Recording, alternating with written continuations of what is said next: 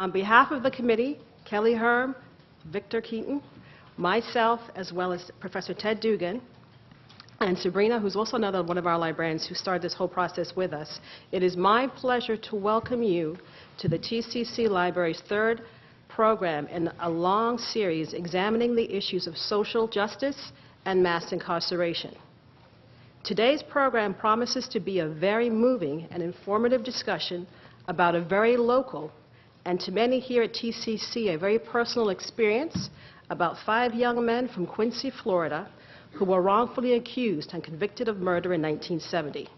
The collective story of the Quincy Five is a story about families, their anguish and perseverance, and about the social and judicial barriers to being young, black, and male in America. Our moderator today is Dr. Edward Dugan. Dr. Dugan, Professor Dugan, is an assistant professor of political science here at TCC in his 5th year. Dr. Dugan previously taught at the University of Oregon, Western Oregon University, and Lane Community College. Welcome, Dr. Dugan and panelist. Professor Dugan, the floor is yours.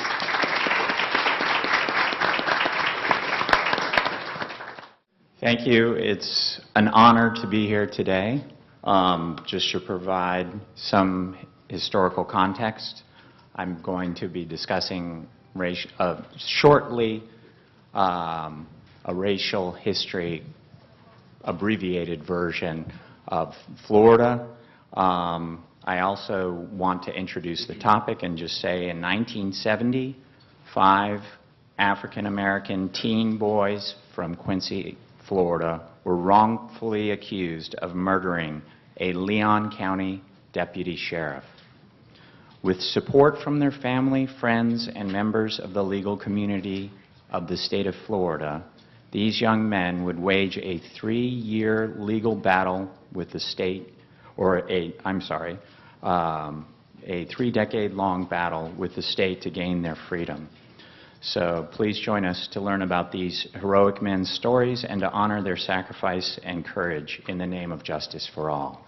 I would also like to say that issues of race and the criminal justice system are very emotional and contentious, and that I would ask everyone who is participating today to be gentle and civil and calm, because there are a lot of people in the audience today who have been incarcerated.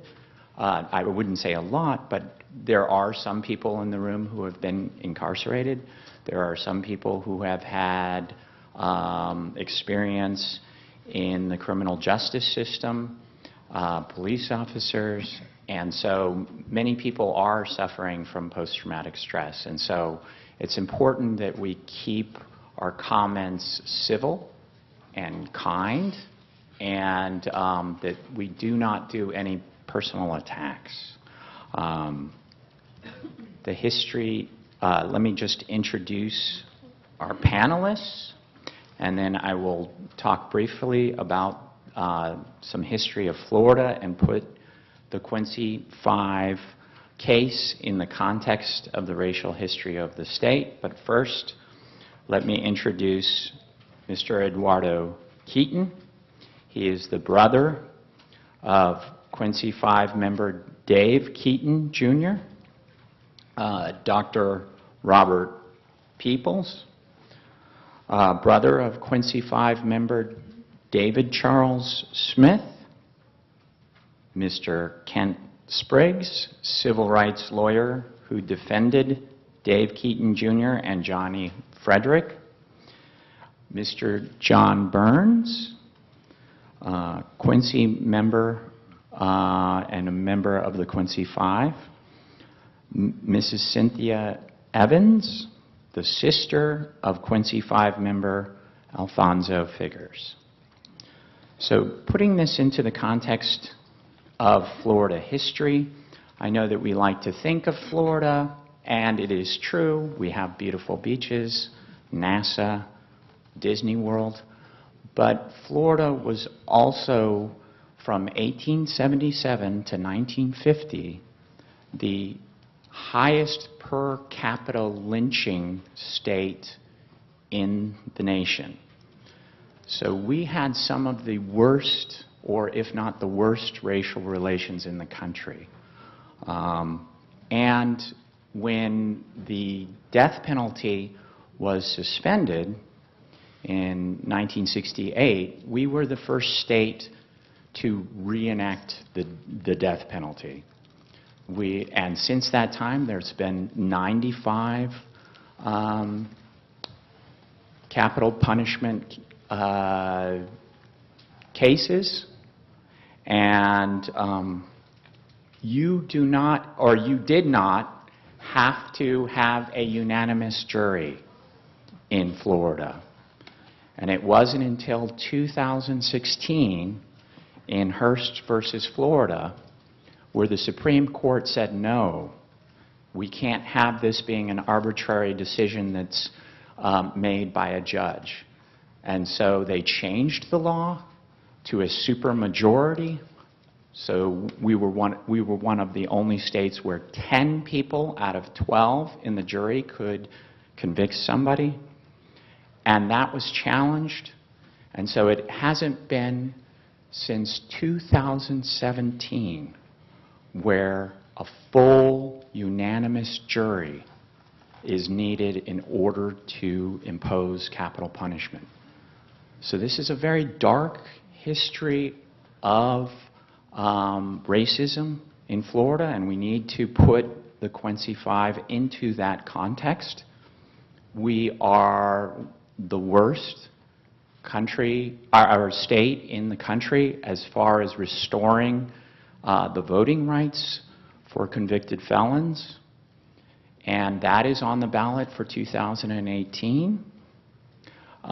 We also did not give full rights to African Americans in the Constitution of Florida until 1968. So that is not ancient history. There are people in this room who grew up not having their full rights as American citizens because of the horrific history of racism in Florida. Without further ado, I will present the first question, and it is, what effect did this event have on your family? So we'll start. Thank you. Good afternoon. I'd first like to thank the panel that put this discussion together. We previously participated a few months ago, and the conversation came up to come back during Black History Month and have a more detailed, in-depth discussion about the Quincy Five. So first of all, I want to thank you all for extending that opportunity. For myself, regarding the first question, the fact that the wrongful arrest of those persons that were a part of the Quincy Five, the impact it had on our family was devastating, needless to say.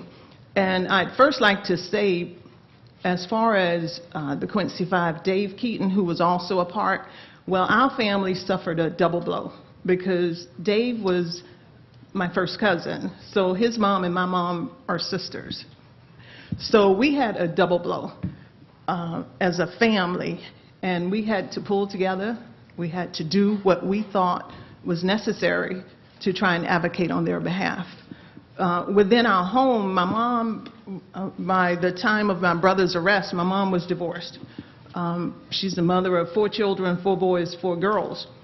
And Alfonso was the oldest. So for us, he was the father figure inside the home. So at the time of the arrest, you remove that male figure from in our home, and as a result, we had no one that we looked up to as that father figure. So it was devastating. It was actually devastating. And I admire the strength of my mom and my aunt during this whole process to try and hold the family together, to try and gain the freedom of my brother and my cousin. So that's my thoughts from inside of the family. Okay. As far as the effect that it had on my family, as far as my family is concerned, and I'm concerned as far as DNA is concerned, I'm black, white, as well as Creek Indian. My mother's father was a white man, a Caucasian. My mother was, before the case of the Quincy Five, she was like a bit on the racist side, to be honest with you. And she believed totally in the law. But it just so happened on the day that this thing occurred, this Quincy Five thing, I was home with her watching the soap operas. So there was no way that she could say I was a part of the robbery because they interrupted the soap opera to talk about how these black guys had robbed this place and everything. And Mom was sitting right there, and I was sitting right there. So when she found about 6 months later that I was one of the people who had actually was a part of the robbery of the place, Mom was devastated, absolutely devastated. And she tried to tell them, you know, like, I was home with my son. Of course, you're his mother. You'll back him up on anything, you know. So they didn't want to hear none of that. And as far as I was concerned, you know, like, I'm a disabled vet. I was getting money from the government at the time. I didn't need to rob nobody. I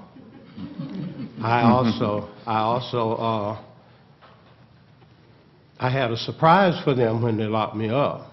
I was a black belt in karate. They didn't know that, but they soon found out. Their questioning procedures was grabbing you by your head, snatching it back, all this kind of stuff, you know, just violating the 14th Amendment, which says no denied to any citizen equal protection of the law. They didn't know anything about that. I don't know what they knew, but it certainly wasn't anything about the Constitution, because all I saw in there were Nazis. That's all I saw. Nazi Germans. My mother was afraid to ride on an airplane, but she went to places like Boca Raton that owned using airplanes with Reverend Steele's son, Charles Steele at the time, and people like Musa Jugga here in Tallahassee. They were very adamant about getting funding for the Quincy Five so that they could find out exactly what had happened. So the question is, what effect did this event have on your family? My mother was no longer a racist. Pure and simple. I had to slip out of my bedroom. I had to fix my bed up like someone was sleeping in it and go to Honor Chapel and hold hands at core meetings. We shall overcome, you know, rocking backwards and forth. And if my mom had known it, she would have beat me side the head with every broom in the house. Yeah, I was up there fooling people. I said, my family is down with what I'm doing. They're proud of me. And I don't have to be home till a certain time. So that's the way a lot of things got started. But my mother was in for quite a few shocks that changed her. They had a law in Quincy that said that blacks could not be picked up by the ambulance for the hospital when they had an injury or something. They had to call the funeral homes, the black funeral homes, and they could transport people. So one day we were playing football in the back, and my brother tripped on a fence, and he broke his neck. And we called and we begged and we pleaded. They didn't want to hear anything that we were saying. They said, if he's not white, we can't come pick him up. Well, finally, a lady named Miss Powell said, this child is going to die if we don't get him to the hospital. So we got him there, but he did die. And the doctor just slung his stethoscope. He slung it, and he said, I could have saved this young man if only y'all had got him to me on time. So, with that in mind, you got to know that I was determined that what happened to my brother would not happen to anyone else because of the racism in our area. I was determined. I was fearless too. Totally fearless. I was like a zombie. I could care less. So, that did a lot towards my mother as well. But when I got ready to come back to Quincy, after the case of the Quincy Fire, people were saying, don't come back, don't come back. But I was married at the time to Mariella Burns. Don't come back, they're going to kill you, they're going to kill you. And I said, oh, I hope they come at me and miss. God, I only pray they miss. I want them to come, and I want them to miss. But I came back, and my ex-wife wanted me to get out of politics. She didn't want me in there at all because it was a threat to our family. And I did understand all of this. I understood it. She asked me to get out, but I wouldn't. So I found a big foot kicking me out. So, but I stayed into politics. I wouldn't get out. No, no, no, no. They had stepped on me, and they had stepped on my people. And I don't even really know how to classify my people. When you are of mixed blood, you don't really know how to classify yourself except as a human being. So you have to divide things up into not race, but right and wrong. And that's the way you have to look at everything. Is it right? Is it wrong? So you don't have a focus other than right and wrong. But I understood my ex-wife's concern for our children and for my family because I started things as client advisor with legal services when I got out. You see, I got about 13 people out of confinement and back to court. They didn't just put me in confinement. After I fought them like I did and lost the toe, they were running from me and they slammed the steel door and it caught my foot. They didn't have to cut the toe off, by the way. That's a little secret. They just cut that off in order to stop my track running at FAMU. But I managed to run on one leg until I had complete balance on both sides. And I later became a 10th degree black belt. A 10th degree black belt in karate, in an International Karate Association. Now, and that at this point is where my life is right now. I ran many political candidates and all this kind of stuff once I got out. So my story, as you can see, is not in the Quincy Five book because they fooled them when they sent me to a nut house for fighting the police. They fooled everybody and said that I was incoherent. I was far from being incoherent. But thank you, and maybe I'll say something else later. I have no idea. As my cousin said, it was devastating. I watched the many nights with my mom and my dad and all that they went through, trying desperately to get my brother and my cousin delivered. And to no avail, it pretty much destroyed us. We had a void in our home where my brother once filled, and And there was the times that I thought that he would come out and that void would be filled, but when he was delivered, he was not the same brother that went in. He was yet locked down in his mind and in his body, my mom and my dad both went to their graves thinking that one day he would turn around and be the son that he was prior to being incarcerated at the age of 17. It was tough for all of us. It was tough going to see him in prison. It was tough because I knew exactly what my mom would say after she had gone through the inspection, or actually the search and seizure. She hated it every bit of the way we hated it, but we knew that we was going to hear a mouthful, with respect to having to go through the prison doors and having them to examine your food. It was, I don't know, it was kind of hard for us to just handle each and every moment that Dave was locked down. We didn't know when Florida would basically activate their idea of killing people again, and we worried about that constantly. We worried every day as to whether or not we was going to get that call saying that it is time now to kill Dave, because we knew that they were all innocent, but there was nothing we could do. Our hands were tied. So as far as the impact on our family, it was tremendous. There were times we didn't know whether we was going or coming. We spent many nights praying. We've spent tons of nights crying because it was just another lynching in our eyesight, just in a different form. But through it all, we prayed, we fasted, but I thank God that there was a ram in the bush.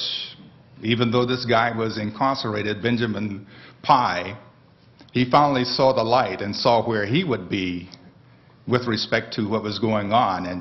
And of course, even though he came forth, our little bubble was burst quickly because they went from saying there was 5 guys who committed this crime to 8. So 8 meaning the 3 guys from Jacksonville who actually committed the crime. So it lets you know that no matter what you do or what you say, there are those who look upon you as far as your skin color, and you are automatically guilty because we all look alike, but actually we don't. We come in different shades and different colors, and sitting through the court system and watching the trial and hearing all the testimony and all the lies, it did something to me. It let me know, not only me, but my brother, my sisters, my mom and my dad, my aunts, my uncles, all of us, my cousins. It let us know that you can't trust the justice system. And it's unfortunate that she's not blind, because whenever someone goes up before her, she lifts that little cover over her eyes to see who it is, and lo and behold, you turn out guilty. And that was one of the worst days of our lives, was to hear that Dave and Frederick was guilty. And what made it even worse was the next time we went to court, actually to hear the sentencing, and to hear Dave getting death was the worst day of our lives. I don't know how my mom and dad held it together, but it was the worst day of our lives. And to this day, I'm 60 years old now, and I still have not gotten over the anger. I still have not gotten over the bitterness. I still have not come to a point in my life where I can trust justice. No matter what color, I don't trust justice. So basically, it was a tremendous impact on us. We don't even talk about it. We never talked about it as a family because we didn't know what to say to each other. We all were hurting. Dave was hurting. We knew that he was in a place that he could not escape from, and it destroyed us. But we held it together the best we could. And I'm going to let Bob speak. Hence, question 1 and 2 would not ever be answered separately, because you can't talk about how the family was affected without realizing how it affected you. In 1970, I was a sophomore in college in Jackson, Tennessee. had just called home and spoken with my mother and my brother who was out working on a car. And Miss Sadie, who lived next door, who told the officers what he was doing, but it was the same old plantation mentality. And many of you don't know about this plantation mentality, but there's a book out by a girl whose name is Attorney Thomas called 80 Proof. If you can find a copy of it and read, it's written in fiction or term, but it's real life action of Gaston County. And Leon County was no different. Gaston County and Leon County was an overflow that was different than any other part of Florida. It had a plantation mentality. The farmers was the city councilors, they were the county commissioners, and if there had been anything different, the kids would have had a chance. But because of that plantation mentality, there is no hope. Because it was always believed that the only way to do a man is to crush him. A woman had a voice if she was black, but a black man did not. My brother became crushed after spending 3 terms in Vietnam to come home and find out that Vietnam did not change anything for him. Being a vet did not help. My younger brothers became bitter. My sister, who wanted to be a lawyer, became more engulfed to become one. Me, as radical as I am, I guess the Lord called me to preach to keep me from being what I should have been. For if I had been home, I would not be free now. For I would have retaliated. There is no reason saying I wouldn't. I know me. I was born in a family that my grandmama maiden name is Cannon. She was 4'2" and every bit of a cannon. My mother was the peacemaker in our family. And she was such a peacemaker that she remembered a fact that my brother and I had. And when he got out and I carried him to Oklahoma to live with me before she died, the first thing she said, I never forgot the day that he kicked you and you told him if he did it again, you would kill him. I said, I would kill him because I would let no man kick me and spit on me. I said, but if I had been home, I don't know what I would have done when they tried to arrest my brother. But God always puts you in a place where you can find the peace to be at ease. So when you look at question 1 and 2, yeah, it really affects us. My baby brother Wayne never got over it, even until his death. My brother Greg is still trying to wrestle with it. My sister Marva seeks to try to find her way through it in another way. But my brother, who was musically gifted, put back his music, shut off his voice, closed up his doors, handcuffed his hand rather than to work on cars or anything else again. So did it affect us? It wasn't the finance that affected us, but what it did to your mind. It was that which did not free you to be what you could be. My brother stays with me now, and I can hear his cries in the night. And even then, when I hear him cry, I wonder if God had not called me, what would I have done? Mr. Kent Spriggs, would you like to talk about the second question? How did this affect you personally? Yeah, I represented Dave Irby Keaton and Johnny Frederick, so it didn't have much effect on my family per se in that sense. But let me give you a little timeline so you get a sense of the chronology, because everybody up here knows it. But the murder of Comus Rebels took place in 1970 in a grocery that no longer exists. They had no suspects. They did everything they could to try to find who did it, had no leads, and then in December they coerced confessions from Dave Irby Keaton and Johnny Frederick. These are totally coerced. They basically fed them some facts. They didn't know the facts because they weren't there. Keaton and Fredericks were tried first, and as was stated, Keaton got the death penalty and Johnny got life imprisonment.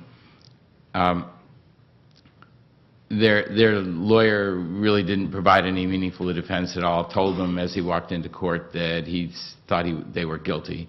He didn't do anything with the coerced confessions, which were the heart of the prosecution against them. So they went to Rayford. Keaton and Fredericks were to be tried together, but before that, for a long story, we got a lead as to who actually had done it. It was 3 men from Jacksonville, and as was indicated,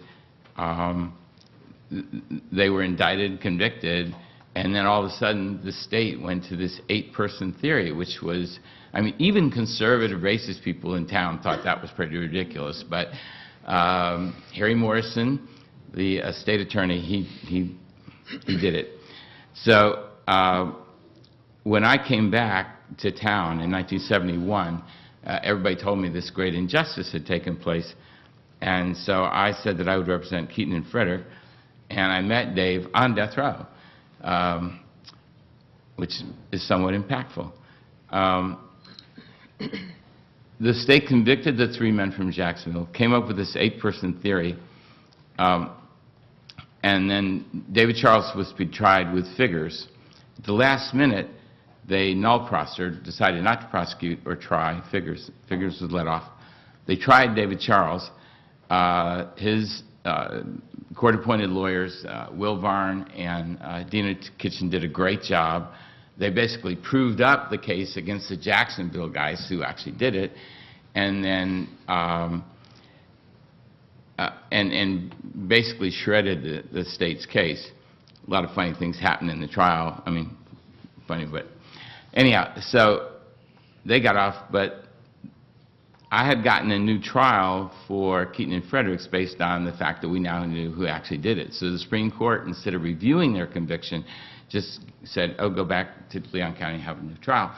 So we were getting ready, even after they couldn't convict Dave Charles, they still wanted to pursue the case against Keaton and Frederick. And so we got the American Polygraph Association to come in and testify about how the confessions were coerced. And the Friday before the Monday was supposed to start the trial, the state entered a null pros against Johnny and Dave Roby. So that's a little thumbnail sketch of the chronology.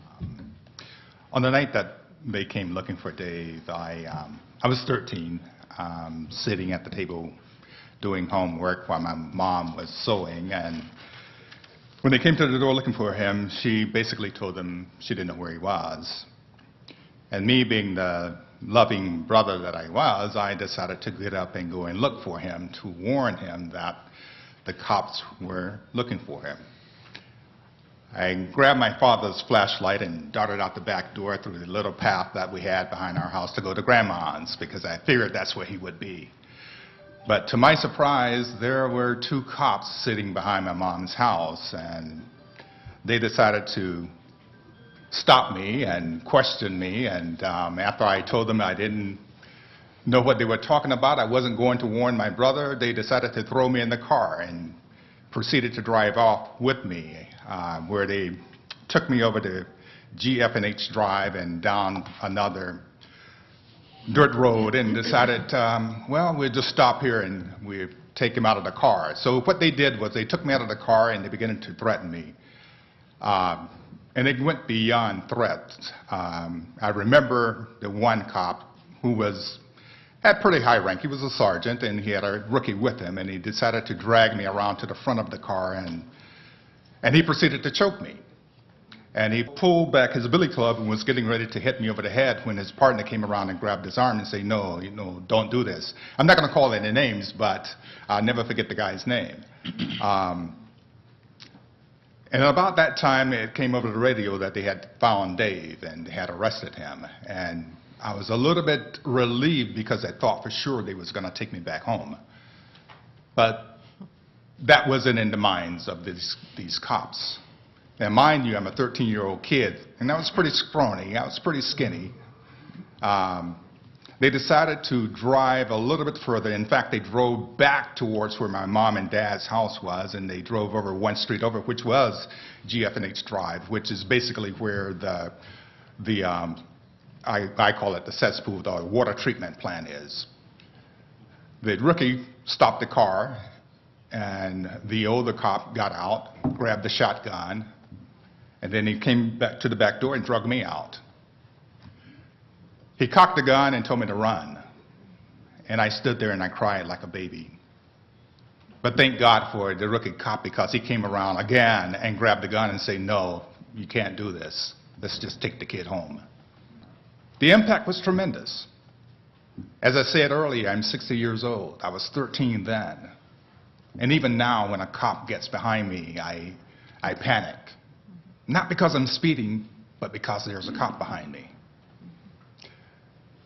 The damage was done. I turned to my mom and dad, but their focus was getting Dave out of prison, and I didn't understand it as a kid, and I got angry because here I'm your son as well. You know, these cops choked me. They were getting ready to shoot me. They could have killed me, and you would not have known one thing.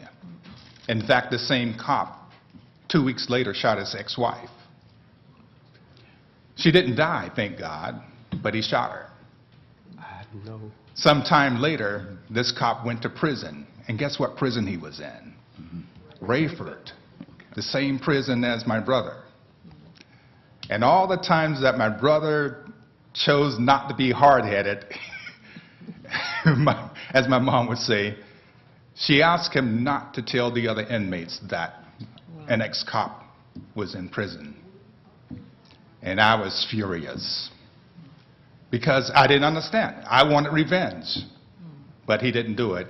And I'm glad that he didn't, because the blood would have been on his hands. I didn't understand as a child, but it affected me tremendously. I have distrust for cops. I have distrust for the law. I have distrust, and it makes me nervous when I'm around them. I never got over it. I never got over my brother being missing. I never got over the fact that I couldn't help him when he was, released from prison. It was hurtful to see a person in pain and you couldn't do anything about it. No matter how much you offered. I offered to pay for psychological treatment for him, but he said he could do it himself. He was never able to accomplish that. Prison changed him. Prison changed us, even though we weren't there. He was free, but it was still locked up in his mind. A lot of talent was lost.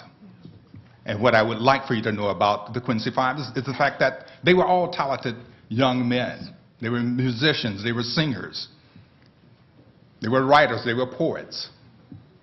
They were able to do just about anything and everything, but all of that was stripped from them. And now, my brother has gone on, my cousin has gone on, but those who are yet living, they still live with post-traumatic stress. I have a little bit of it, even though I wasn't in prison, but the thing that the cops did to me, it was a horrible thing to do to anybody, actually. So what I would leave you with today as far as the Quincy Five is one, they weren't a gang. They were a group of young men who were smart, who was intelligent, who were musicians, who was kind, who would just do just about anything for you. But all of that was ripped away. And none were able to return to what their actual potential was. Because I think they could have gone on and done great things. And thank you for listening. But the next question is, what do you feel is the most important thing we need to know about the Quincy Five? Just to go back, I guess I didn't really get into the personal part, but for me, from a personal standpoint, I was in the 7th grade at the time that my brother was accused, allegedly, of the crime. I was 13 years old, and for me, it started shaping who I am during that time. And for those of you who are here, the young people, I just want you to try and put it in perspective. At the age of 17, 18 years old, you are being faced with this horrible crime that you didn't commit, but your hands are tied. Regarding the guys from Jacksonville, one of the hardest things for me, and by this time I think I was maybe 15 years old, one of the persons from Jacksonville who had actually committed the crime had started writing me, because my brother was in the same prison where he was.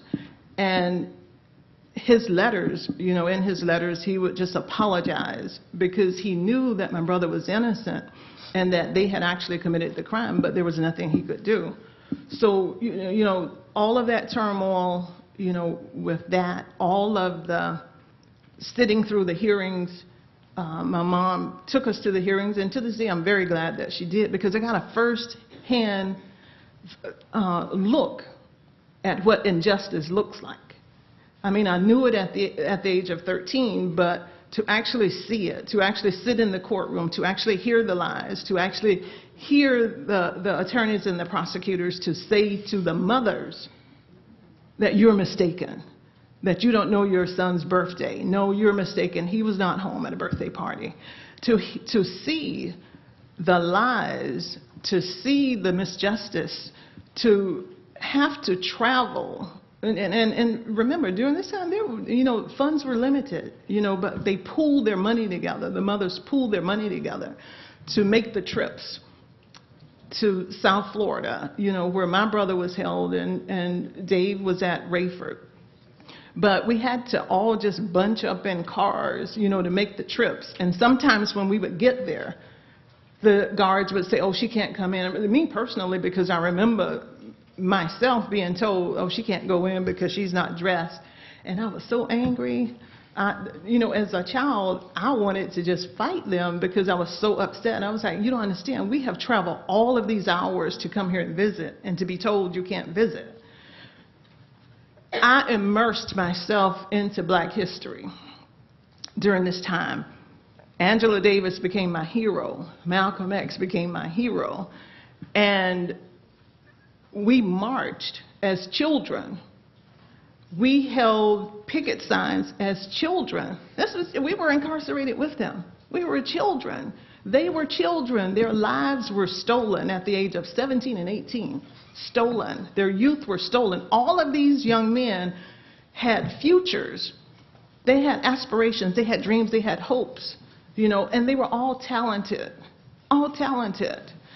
So we would march from Quincy to Tallahassee on foot, picketing, trying to sway and persuade and gather up hope and to gather up support to help us fight this fight, which was much too big for all of us to take on. And again, we had a double whammy because we were not only fighting, for my brother, but also my cousin, and even with David Charles, the three of them, we all grew up in the same community, so we all knew each other.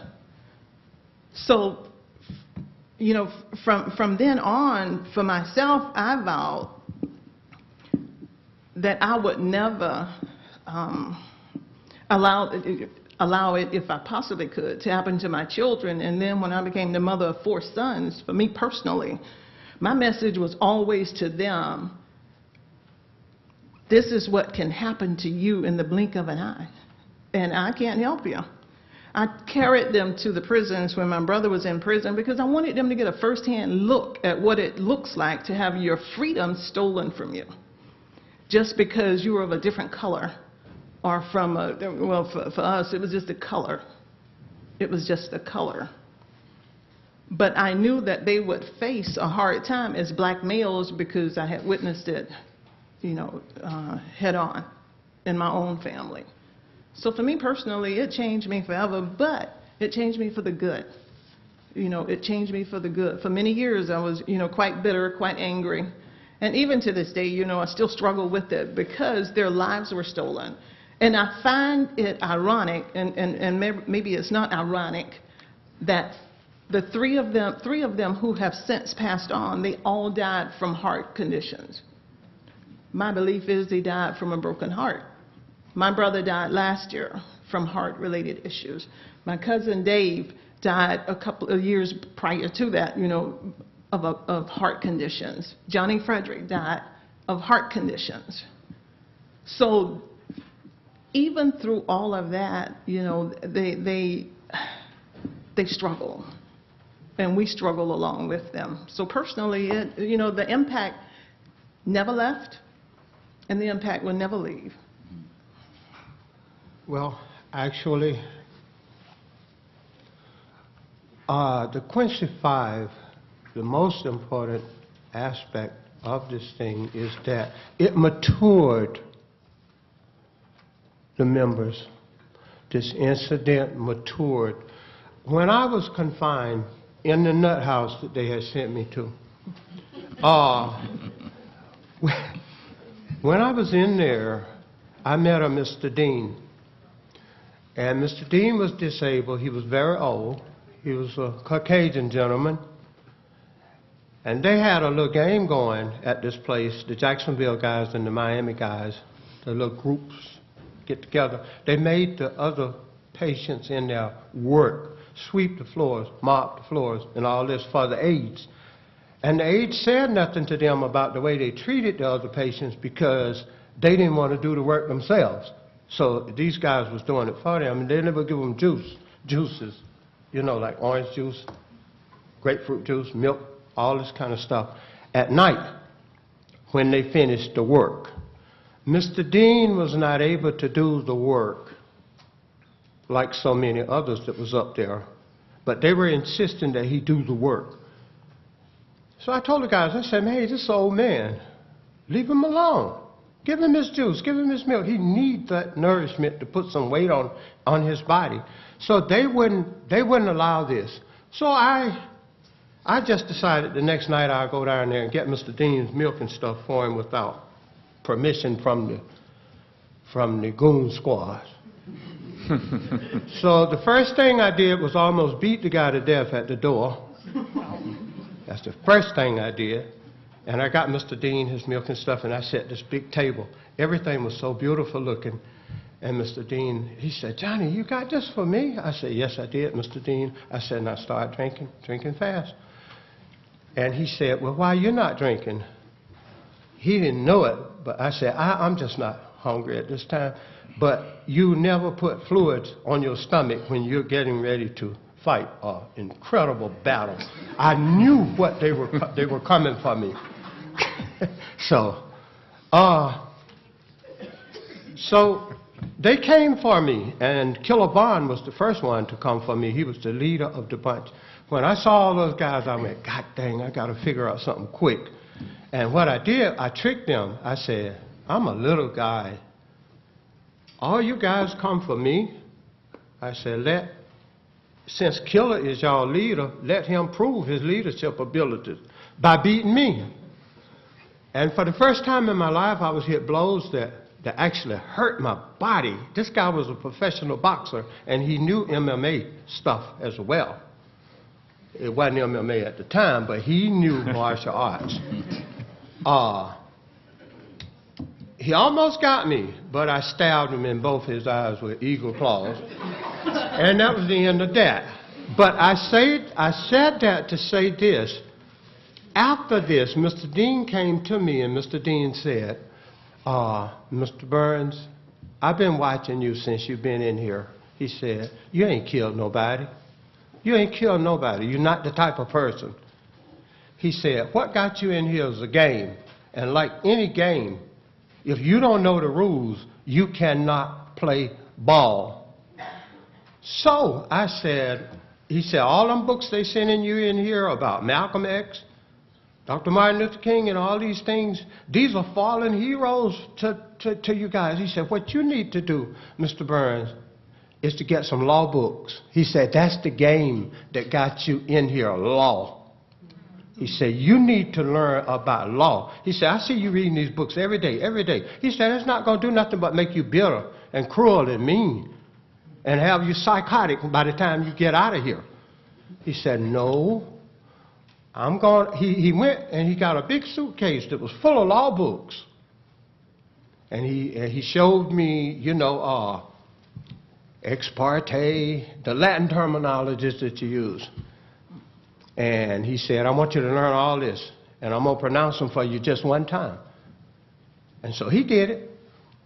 Then he got other books, criminal procedures in the U.S. civil courts, this kind of stuff. And I studied all of that. I said, I'll finish. Then he said, now handle some cases for some of these patients in here. I managed to get about 12 people out of there, and I later became client advisor with legal services because they knew what I knew, and for the county of Gaston. But Mr. Dean is the one who actually got me on the road, and had I not been involved in this Quincy 5 case, there would have been an aspect of me being called a leader that would have been sadly missing. You do not walk into the arena of politics without knowing something about law. And you're definitely not going to get it all at these high schools that won't teach law. They won't even give you what the Bar Association have in their pamphlets about civil and criminal law. You're just going to get a little bit about the Constitution, and that's it, and you ain't going to know what to do with it. But, Mr. Dean, what I'm saying is that the most important thing about this whole thing, I was able to run candidates and everything else. I was able to understand like I had never understood before. You understand? And if it had not been for the Muslim Brotherhood, they came up there and they told him, don't give him no more medicine. He's never been convicted. We will take the case if you make it force him to take more medicine. You see those phenothiazine derivatives, prolixin enunciate, Thorazine and stuff of that nature, those things will destroy parts of your brain, the cells. They will cause you to have Parkinsonism and other things of that nature that would be lasting.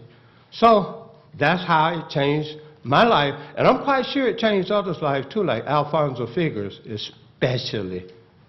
Alfonso was diehard about changing the politics of our area. So that's how had it not been for the Quincy Five, and I thank God I was a part of it, because those boys never got out if I had not fought the police and got people interested. What's going on in this case? They're cutting guys' toes off and stuff. So I thank God. Thank you for letting me be there, and thank you for letting me beat so many people side the head that I didn't like. I appreciate it. First off, there's clearly still systemic racism. There's systemic racism in parts of the justice process. There's clearly way too much police misconduct nationally. With regard to mass incarceration, if anybody remembers anything I say, the best book on race in the last 25 years is Michelle Alexander's book on the new Jim Crow. It is, Yes. It will knock your socks off. Right. It is a work of a stunning scholarship. Let me just say a couple of notes about 1970 when the murder took place versus now. Then we had Raymond Hamlin as our sheriff, and he took Comus Rebel's bloody shirt and he hung up on a hanger in back of his desk, and he says, "Lest we forget." Right. Raymond really was the last really old-timey racist type sheriff we have. As most of you know now, the sheriff is Walt McNeil. Yeah. So, and you look at the prosecutors. We've been making fun of Harry Morrison, who prosecuted David Charles, even after they had found out who actually did it. But today, the prosecutor is Jack Campbell. Pretty good guy, would never do anything vaguely like what happened to the Quincy Five. Look at Gaston County. There were no black officials, none, in Gaston County in 1970 at any level. Now there are many black elected officials on all the bodies, the county, city of Quincy, school board. Leon County had no black judges in 1970, and now there's several. I mean, Gus Akins, Mr. Richardson. So I'm often very gloom and doom, but I mean, if you compare 1970 to 2018, there's some things to be really thankful about. What it is that you really need to know about the Quincy Five is three simple things. Family never quit being family. And when one member of a family suffers, all suffer. If you're ever going through that with your own family, maybe sometime you would take the time to read a book called The Wounded Healer by Henry Nouwen, which will help you to understand not only what they're going through, but what you're going to go through. And remember, when you're trying to help someone, you're always caught in a triangle. Either you're the victim, the savior, or the persecutor. And when we look at the justice system and look at Gaston County, we still see the persecutor. Skin color changes, but the law doesn't. Skin color change, but attitudes don't. Skin color change, but attitude is the same. Skin color change, but do people really change? You really see it today with everything going on from what happened in South Florida to all over. It's the same vicious vicious world. The Quincy 5 told us 3 good things. Is one, don't care how others see you, family will always love you.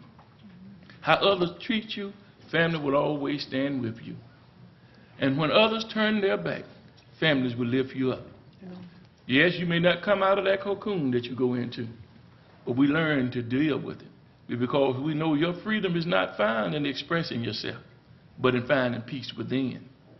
Many people said to me about my brother, he doesn't come out, he doesn't go. But he has his own way of finding his peace. And it's really not important that anybody else know his peace but him. For that's all that's really important. And my job is to just make sure that he can have all the peace he wants and not have to worry about what others think. For in our home, we know one another. We can share. And when you look at the Quincy 5, look at your own family and be thankful unto God that things are as well as they are. For any moment, that plank may fall and you too may have this to endure. Thank you, Dr. Peoples. We're going to open it up we only have time for maybe 1 or 2 questions from the audience. For Mr. Spriggs more specifically, however, if anyone else wants to jump in, they can.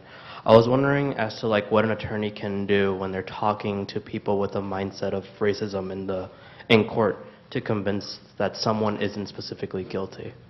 Is there any different strategy you have, or how does one communicate that? I don't think I have any magic answer for that. Sorry. May I say something on that? A similar situation happened to me in Tulsa, Oklahoma, where we led a push against the police department for what they were doing to blacks there when they were killing young youth. I chaired the committee, so they asked me a simple question: do I think the Tulsa Police Department was racist? Now, you know that question was loaded, but I had a loaded answer. I said a simple thing to them: no, the Tulsa Police Department is not racist. But if you put a racist man in a police uniform, you got a racist cop. So that's where it is. The real question you have to ask when you go in that court is what is the character of the person who's in the court. For if they're already racist, nothing you can do will change it.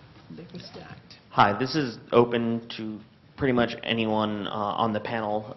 What actions can we take to avoid situations like this occurring? Because we still see situations where police violence against people of different colors is rising, especially in a lot of the southern states and a lot of urban communities. So what actions can we take from here to try and stop that? I'll respond to part of that, and if any of my other counterparts want to respond, they can. But one of the things that I wanted to bring out was the students were very vocal and supportive of us. The FSU students rallied along with us. They supported us through the marching. They supported us in calling out injustice. So for students, don't underestimate the value of your voice. When you see something that is wrong, use your voice. Use your voice. And for those of you who are a different color than I am, your voice will probably resonate stronger than mine. But I think if all of us come together, perfect example of yesterday with the children that marched on the Capitol, you cannot underestimate your voice. And at the same time, you cannot enable and just sit in silence when you see things that are wrong and just say, oh, they'll take care of it, oh, that's not my problem. It is your problem, because eventually it will come back around and it's going to impact you, so don't underestimate your voice. But we were very thankful that we had the students who rallied and marched with us to try and get the word out as to what was being done and the injustice that was being served on these young black boys, 17, 18 years old. Okay, I would like to say that it should be mandatory in our high schools for our kids to learn civil and criminal law. They want to keep us ignorant. They want to keep us where we don't know enough to even question the actions that they're taking against us are education. Education about the law, that's your answer right there. Because when people understand how their rights are being violated, they also know how to communicate with others about this. And that could prevent, even the police, they say, oh no, I shouldn't do this because this person obviously may already know that I'm violating his rights. So that is one of the main ways. Information dissemination, that's it. That's it. Just one other thing. You have to train people to replace those who are already doing wrong. Gaston County has a sheriff now who's black, but he was one of my students and one of my football players. And the first thing I taught them that they had to have character. And we had a simple saying, it's hard, but it's fair. You couldn't play ball for me if you didn't have character. We helped you to go to school. But now these same people are old enough to understand how to make changes. Those of you who want to make changes, some of you are going to have to become law enforcement officers. You're going to have to take place of those who are doing the wrong. Just your voice won't change it, but your action will. So I work over in Monticello, where it's a really rough area. And I've noticed that over there it's very predominantly black. And these students, it's K through 12, and they all have a lot of racial tensions with those who are Hispanic, white. And what do you think we can do to change the mindset of those kids and have them see everyone as equal and also aspire to be a lot more in life rather than just stay in that small town? One of the things you want to do is teach them to respect themselves. No man can lift himself up if he can't look himself in the mirror and feel good about what he sees in the mirror.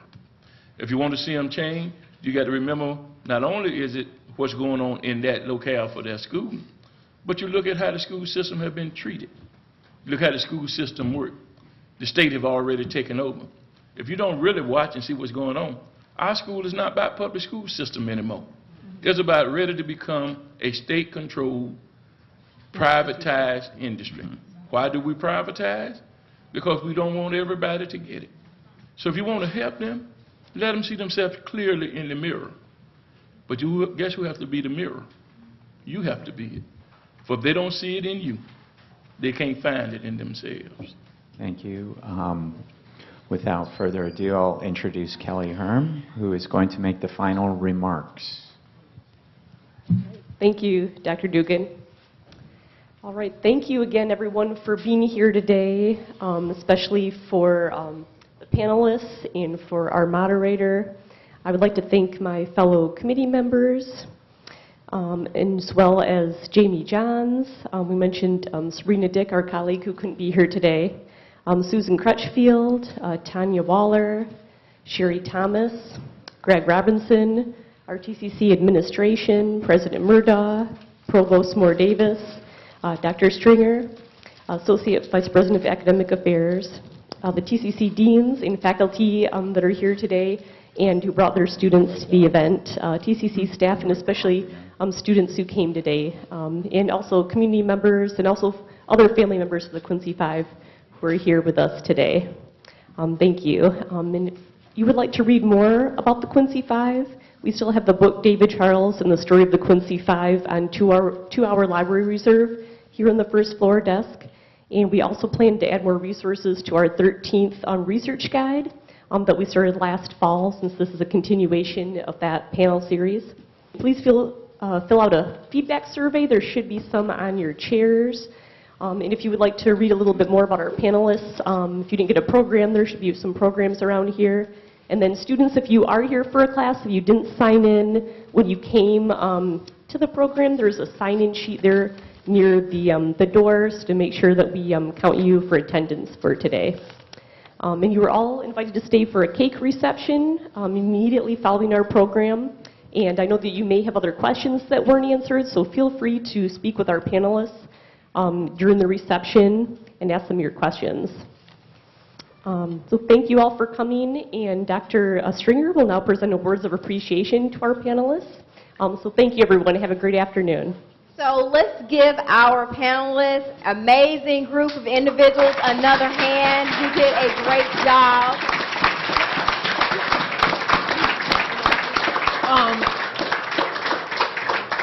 Excuse me for the oversight, but I just wanted to acknowledge my mother who's here. I think that she is the only living parent of the Quincy Five. My mom.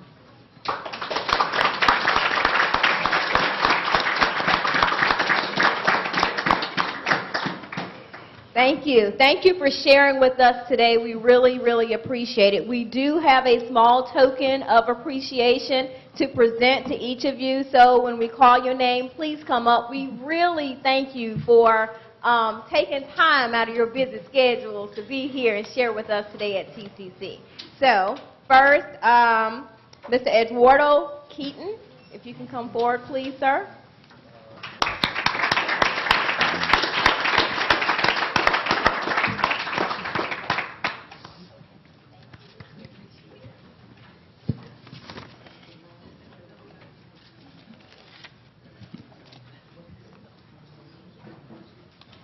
Next we have Miss Cynthia Evans.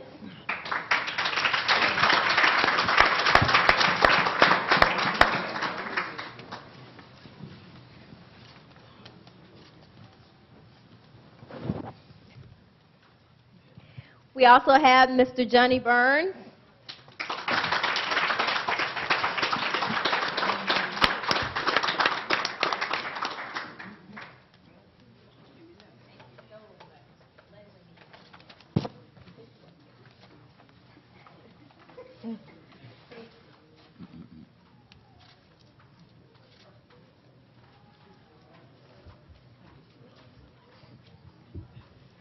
Dr. Robert Peoples.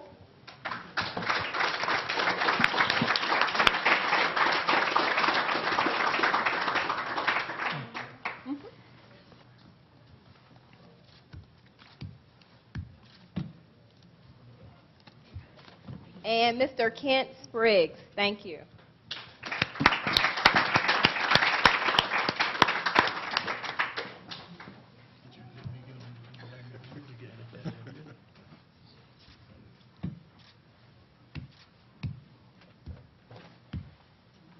I'd also like to thank our facilitator today, Dr. Dugan. If you would come forward, we appreciate you facilitating this.